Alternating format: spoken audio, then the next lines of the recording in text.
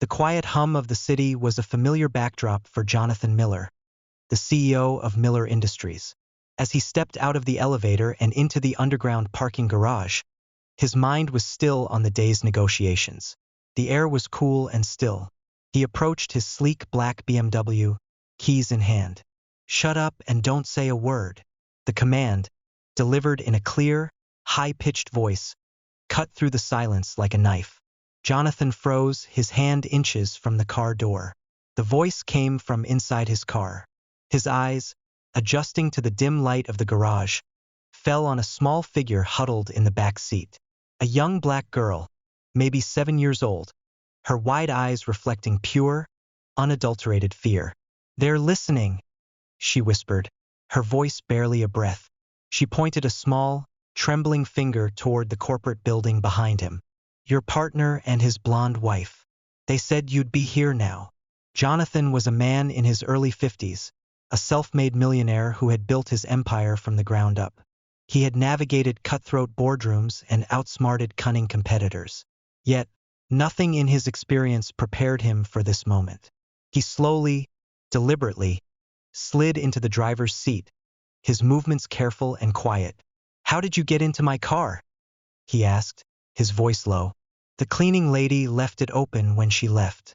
I hid because I saw them talking about you upstairs," she explained, her voice gaining a sliver of confidence. He studied her through the rearview mirror. Her face was smudged with dirt, and her clothes were worn and faded, but her eyes held a spark of intelligence that was far beyond her years. "What did you hear them say?" "They said that tomorrow you won't be the owner of anything anymore." A cold dread spread through Jonathan's veins. He had founded Miller Industries from scratch, turning a simple idea into a technology company valued at $200 million. For 15 years, he had trusted his partner, Marcus Williams, completely. For 10 years, his executive assistant, Diana Foster, had been his confidant. The meeting tomorrow with the Japanese investors for a $400 million merger was the culmination of months of work, a deal meticulously orchestrated by Marcus and Diana.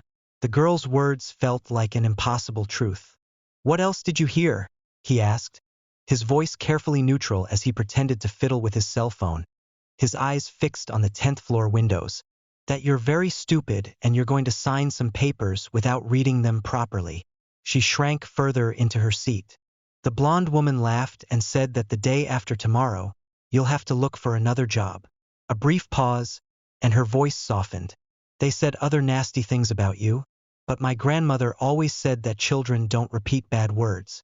Jonathan felt a mixture of anger and a surprising sense of admiration for this child. She had risked her own safety to warn a total stranger. This was a level of courage and kindness he hadn't seen in years. "What's your name?" "Jasmine. And yours is Jonathan Miller because I heard them say it 1,000 times." She hesitated. "Are you going to turn me in to the police now?" For the first time in weeks, Jonathan felt a genuine smile form on his face. "No, Jasmine. In fact, you may have just saved everything I've built." He looked up and saw the office lights going out one by one. Marcus and Diana were likely on their way down, convinced their plan was foolproof.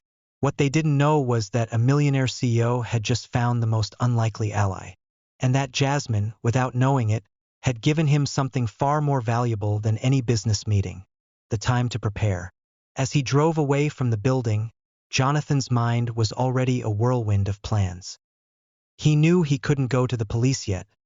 He had no proof, and his partner's influence could easily discredit a street child. But why would a 7-year-old risk everything for a man she didn't know? The answer to that question would change not only his revenge but his entire perspective on trust and justice. Jonathan drove through the quiet streets of the city, his brain processing Jasmine's words. In the back seat, she remained alert, her eyes fixed on the rearview mirror, as if expecting to be followed.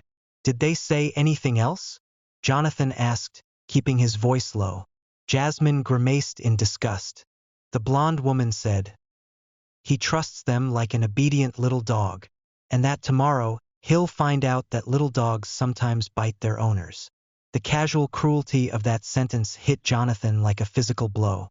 15 years of partnership, 10 years of absolute trust in Diana, and they saw him as a foolish pet. The emotional betrayal was almost more painful than the financial one. "Where do you live, Jasmine?" "Nowhere in particular." She shrugged with a heartbreaking naturalness. "Sometimes at the shelter, sometimes on the street. It depends if there's room or if the other boys aren't being too annoying." Jonathan stopped at a traffic light and turned to look at her directly. "Why did you tell me? You don't even know me." Jasmine's eyes flashed with a premature wisdom. "Because I know what it's like when people think you're invisible. They were talking about you like you're nothing. My grandma always said, when you see someone getting stepped on and you can help, you help because next time, it could be you." The light turned green, but Jonathan remained still for a few seconds, absorbing the lesson in humanity he had just received from a child. He was a man who had forgotten what it was to be truly seen. 20 minutes later, they were sitting in an empty diner. Jonathan watched Jasmine devour a hamburger while he pretended to drink his cold coffee. His cell phone vibrated. A message from Marcus. "Ready for tomorrow, buddy? The Japanese are going to love our proposal. You're going to retire rich." Jonathan showed the screen to Jasmine, who laughed softly. "He's got some nerve, doesn't he? Lying to your face and still putting on a happy face. Marcus has always been like that. Charming, convincing." Jonathan typed a friendly reply, masking the anger boiling inside him. "Diana, too. She knows my schedule better than I do. She has access to everything in the company." "And you're going to let them fool you tomorrow?" Jasmine asked, her expression serious. Jonathan smiled genuinely for the first time. "No, Jasmine, but they can't know that I know." Another message arrived, this time from Diana. "Jonathan, I've reviewed the final contracts. Everything is perfect for signing. Trust me as you always have." The coldness of that message, disguised as affection, made Jonathan's stomach churn. For 10 years, Diana had been his confidant, the person who organized his life, knew his passwords and his fears. The magnitude of the betrayal was beginning to sink in. They've had years to prepare. "But you've had years of stuff on them too, right?" Jasmine's simple question stopped Jonathan with his glass halfway to his lips. Jasmine was right. 15 years of partnership, 10 years of executive assistance. He knew their secrets as well as they knew his. Marcus's secret meetings with competitors. The irregular bonus system Diana had created for herself. The casual remarks he'd overheard, the emails he had seen by accident. All the small, seemingly insignificant details now formed a damning narrative. "You have a very sharp mind, Jasmine. My grandmother used to say that when you have nothing, you learn to pay attention to everything." She wiped her hands on her napkin. "They think you're stupid, but you're not, are you?" "No, I'm not." Jonathan felt something he hadn't felt in years. A mix of hope and steely determination. His phone rang. Marcus, no doubt. Jonathan answered in the friendliest voice he could muster. "Jonathan, I'm glad you got there. Diana and I are here finishing up the last preparations. Are you resting well? Tomorrow will be a big day." "I'm great, Marcus. I can't wait to see how it all unfolds. It'll be perfect. Trust me, we've taken care of everything. All you have to do is show up and sign where Diana tells you." The arrogance in Marcus's voice was almost palpable. They truly believed they had reduced Jonathan to a puppet. After he hung up, Jasmine watched him closely. "You're planning something, aren't you? Your eyes look different." Jonathan nodded. Every word of contempt, every lie disguised as concern, every fake smile from the past few months now made perfect sense. Marcus and Diana hadn't just betrayed his trust. They had completely underestimated his ability to fight back. Years of building a business had taught him a fundamental lesson. The best strategies are silent. While they prematurely celebrated their victory, he was about to turn their arrogance into the very trap that would destroy them. The next morning, Jonathan woke with a clarity of mind he hadn't felt in months. Jasmine was sleeping on the living room couch, wrapped in a blanket he had found in the closet. For a moment, he simply watched the child who had completely changed the course of his life in a single night. His cell phone vibrated. A message from Diana at 6:15 a.m. "Good morning, boss. I've been at the office since 5 o'clock, getting everything ready." The Japanese are arriving at 2 o'clock in the afternoon. You just need to trust me and sign where I tell you, as always. Jonathan smiled bitterly. The same Diana who was working extra hours to ensure he lost everything was pretending to be a devoted assistant. You're planning something? Jasmine said, stretching out on the sofa. Your eyes are different, like when my grandmother found out someone was lying to her. I need your help, Jasmine. Could you go back there today and listen to more of their conversations? The girl sat up suddenly serious. That's dangerous. I know. That's why I'm going to pay someone to protect you. Jonathan had already made up his mind during his sleepless night. He knew exactly who to call. I know a private investigator, Gabriel Torres. He used to work for me checking backgrounds on big clients. Gabriel answered on the second ring, his voice thick and familiar. Jonathan, what a surprise. I thought you'd forgotten about me after they terminated my contract last year. The irony was not lost on Jonathan. Gabriel had been let go by Marcus and Diana, who claimed budget cuts. Jonathan now understood the real reason. Gabriel was too smart and asked too many questions. Gabriel, I need you to know that your dismissal was not my decision. Silence on the other end. Then a low, dry laugh. I figured as much. Marcus never liked investigators asking inconvenient questions. What do you need? 2 hours later, Gabriel was sitting in Jonathan's kitchen, looking at Jasmine with a mixture of admiration and concern. He was a 45-year-old former police officer, with scars on his hands and eyes that missed nothing. So, this little detective uncovered a $200 million corporate conspiracy, Gabriel said, shaking his head in awe. Jasmine, you have a natural talent for this. My grandmother always said that when you have nothing, you learn to listen to everything, she replied, biting off a piece of toast. Gabriel pulled a tablet out of his backpack. Jonathan, while Jasmine was saving your company, I was investigating a few things on my own. I never liked how I was fired. His fingers slid across the screen, revealing spreadsheets and documents. Marcus and Diana aren't just traitors, they're thieves. The evidence was devastating. Suspicious transfers, fake contracts, clients that existed only on paper. For 2 years, they had siphoned more than $5 million from the company, creating a complex network of shell companies. The merger with the Japanese isn't about growth, Gabriel explained. It's about money laundering. They need you to sign to validate the retroactive transfers. After that, they remove you and everything is clean. Jonathan felt a cold anger rising in his chest. It wasn't just personal betrayal. It was organized crime. They stole from the company I built with my own hands, he muttered. They used my trust to finance their own corruption. Jasmine leaned forward. Now it gets interesting. They think you're stupid, but you have an investigator and a smart girl on your side, and they don't know any of this. Jonathan's cell phone rang. Marcus, of course. Partner, I hope you slept well. Diana and I have been here since early this morning, finalizing the last details. The Japanese are going to be impressed with our organization. I'm sure they will, Jonathan replied, his voice carefully neutral. One more thing, Marcus continued, and Jonathan could hear the predatory smile in his voice. Diana suggested that you don't need to worry about reviewing the documents today. They're quite technical and you've always trusted our expertise, right? Just show up and sign where she tells you to. The arrogance was nauseating. After hanging up, Gabriel watched Jonathan closely. You have 2 options.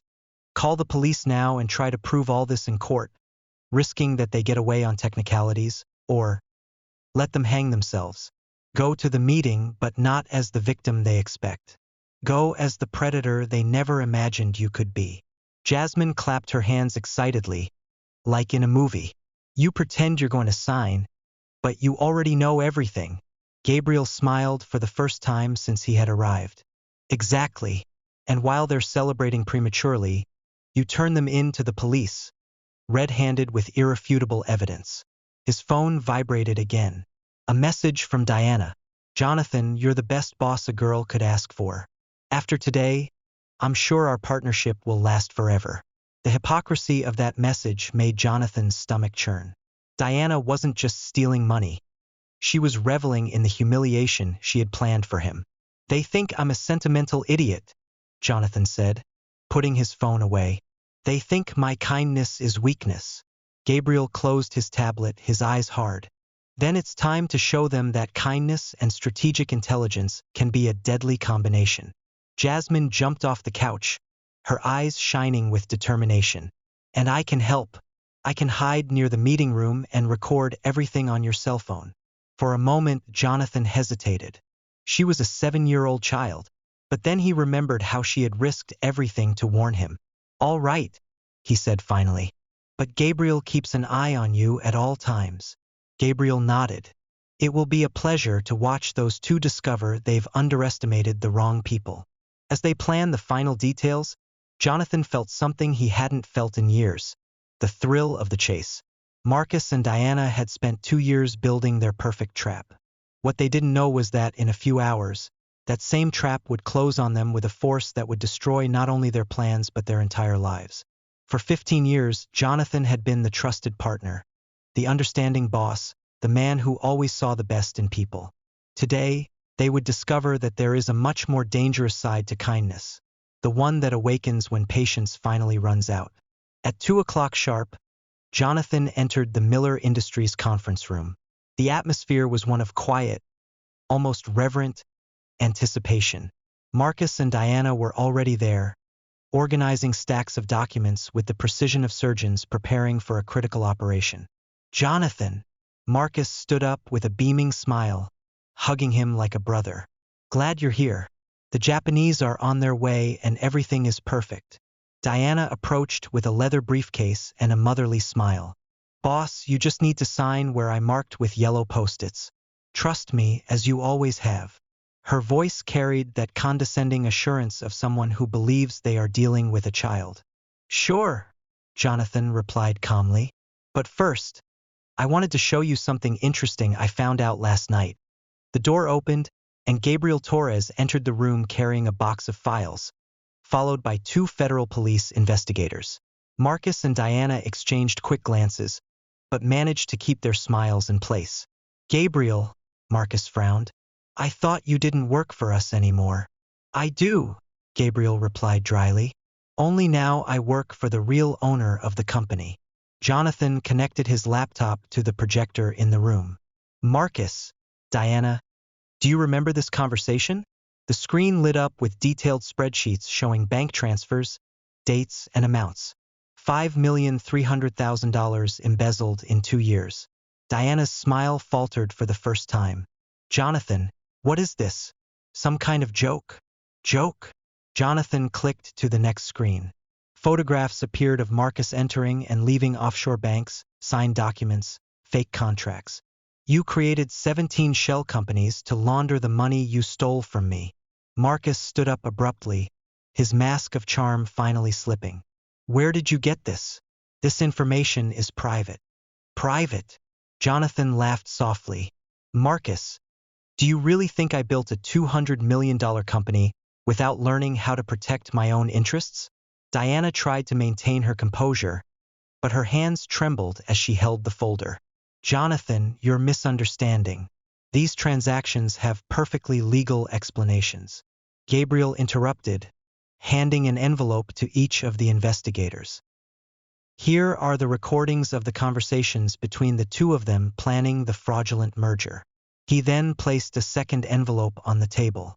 "And here are the confessions of 3 phantom clients you invented, all ready to testify in court." Marcus's face was red with anger and panic. "You can't prove anything. These are just accusations." Jonathan smiled for the first time since he had entered the room. "Marcus, do you remember Jasmine?" "Who the hell is Jasmine?" The door opened and the 7-year-old girl entered, accompanied by a social worker. Her eyes shone with determination as she walked up to the conference table. "Hi, Mr. Marcus," she said in a sweet but firm voice. "Remember me? I was hiding under your desk last night when you called Mr. Yamamoto, saying you were going to steal Mr. Jonathan's company." The silence in the room was deafening. Marcus opened and closed his mouth several times, unable to form words. Diana tried one last card, her voice high-pitched with desperation. A child? You're going to believe a street kid over respected professionals. Gabriel pulled out his phone and pressed play. Diana's voice echoed through the room with crystal clarity. Jonathan is a sentimental idiot. The day after tomorrow, he'll have to look for another job and we'll get everything. That clown will never know what hit him. Marcus's own voice followed on the recording. 15 years pretending to be friends with that imbecile. It'll be worth every second when I see his face when he finds out he's lost everything. Diana collapsed into her chair, her face white as a sheet. Marcus punched the table so hard that the documents flew off. You bastard! You set us up! Jonathan remained calm, his voice low but sharp. I didn't set you up, Marcus. You dug your own grave for 2 years. I just provided the shovels. One of the investigators approached. Marcus Williams and Diana Foster. You're under arrest for embezzlement, money laundering, and conspiracy to commit corporate fraud. As the handcuffs clicked around Marcus's wrists, he shouted, This won't stand. I'll destroy you. Jonathan stood up, adjusting his tie with his usual calm. Marcus, you've already tried to destroy me. The difference is that I'm better at it than you are. Diana cried silently as she was escorted out, but Jonathan felt no pity. He remembered all the times she had smiled in his face while stealing his money, all the affectionate messages as she planned his ruin. Jasmine approached him, tugging lightly on his hand. Mr. Jonathan, are they really going to jail? Yes, Jasmine. For a long time. Gabriel closed his briefcase with satisfaction. Jonathan, the Japanese canceled the meeting when they heard about the investigation, but 3 other companies have already called interested in legitimate partnerships. And my company is stronger than ever without leeches sucking its resources, Jonathan said, looking out the window. You'll find out how much it's really worth. As the room emptied, Jonathan looked out the window and saw the police van driving away. For 15 years, he had trusted Marcus blindly. For 10 years, he had treated Diana like family. They had turned his kindness into weakness, his trust into stupidity.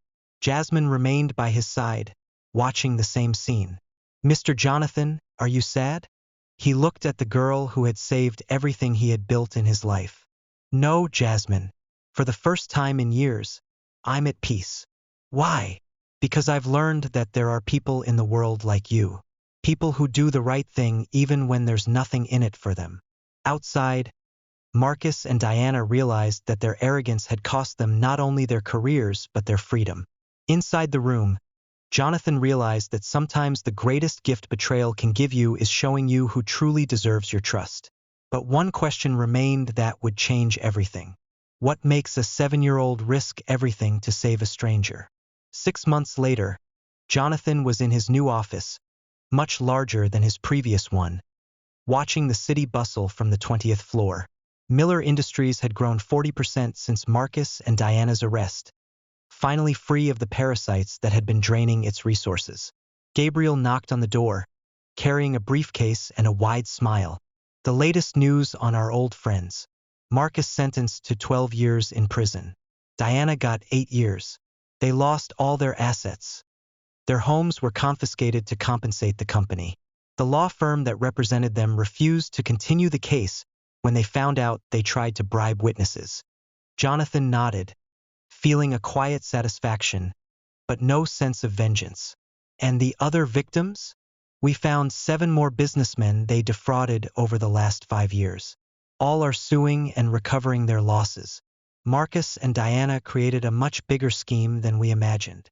Jasmine came running in, back from the private school Jonathan had enrolled her in. Her uniform was spotless, her new backpack on her back, her eyes shining with the same intelligence as always, but now nourished by education and security. Mr. Jonathan, I got an A on my math test. She waved the paper proudly. Congratulations, Jasmine. I knew you could do it. Gabriel smiled, watching the interaction. It's still surreal how a 7-year-old saved a $200 million company. Actually, Jonathan said, sitting down to be at Jasmine's height. There's something you both need to know. Something I found out a few weeks ago. He pulled out a folder of legal documents. Jasmine, do you remember your grandmother's name?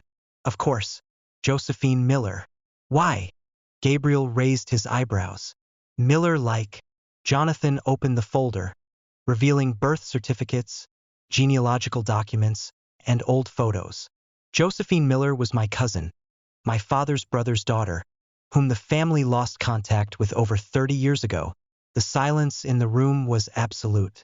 Jasmine looked from the documents to Jonathan, processing the information. That means that we're real family, Jonathan said softly.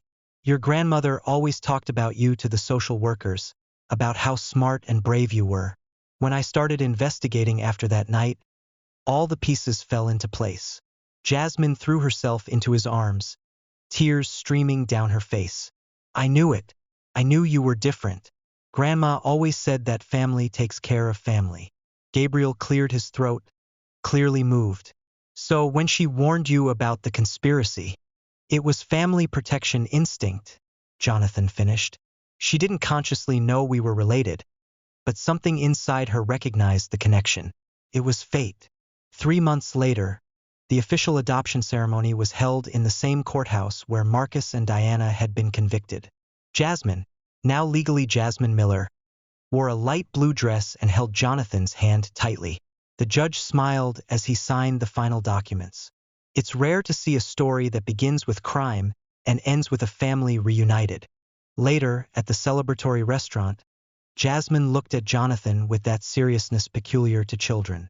Mr. Jonathan, Dad, do you think Grandma knew this was going to happen? Jonathan thought about the question, remembering how Jasmine had appeared in his life just when he needed her most. I think your grandmother knew a lot more than we realize, and I think she would be very proud to see how you saved our family. On the first anniversary of Marcus and Diana's arrest, Jonathan received 2 letters in the same week. The first was from Marcus from prison, a pathetic attempt to apologize and suggest that it had all been a misunderstanding. The second was from Diana, also from prison, blaming Marcus for everything and trying to play the victim. Jonathan tore up both letters without finishing them. They still don't get it, Jasmine said, looking at the pieces of paper in the trash. It's not about forgiving or not forgiving. It's about moving on and being better. The wisdom of that child still surprised Jonathan every day. 5 years later, Miller Industries had become one of the 100 largest technology companies in the country.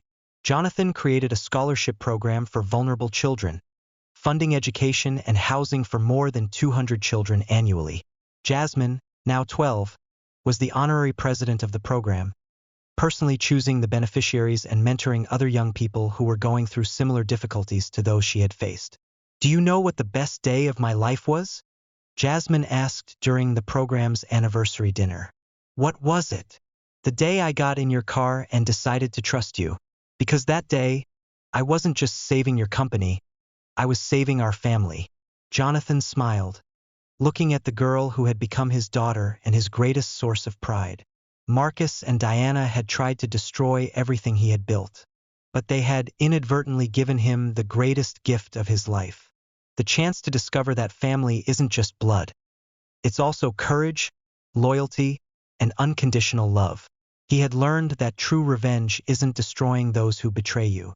It's building something so beautiful and powerful that their betrayal becomes nothing more than a footnote in the story of your success. If this story of family, justice, and second chances touched your heart, subscribe for more stories that prove that true victory is about finding the allies who have always been by our side.